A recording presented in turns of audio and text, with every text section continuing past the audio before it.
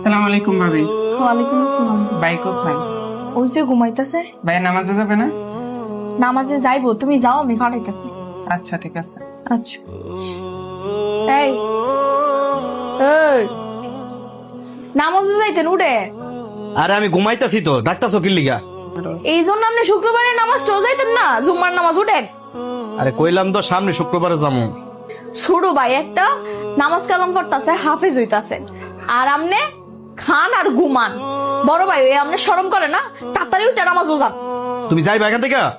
পড়লে পড়বেন, না পড়লে নাই, আমার কি। আসসালামু আলাইকুম ভাইজানেরা। ওয়ালাইকুম আসসালাম। আজান হয়ে গেছে, চলেন নামাজটা পড়ে আসি।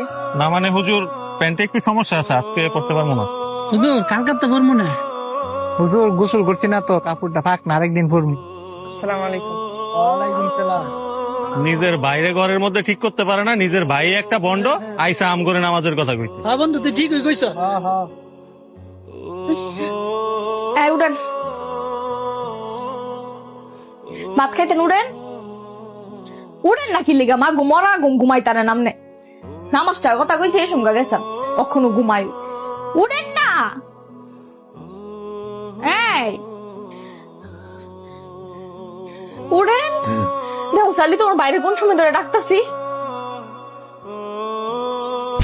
ভাবি, ভাই তো আর আমাদের মাঝে নাই। কি কইতাছো তুমি এগুলা? কি গো? আজকে না কালকে, এই কথার কোনো ভিত্তি নেই, কারণ সময়ের গ্যারান্টি আছে, আপনার আমার কোনো গ্যারান্টি নেই।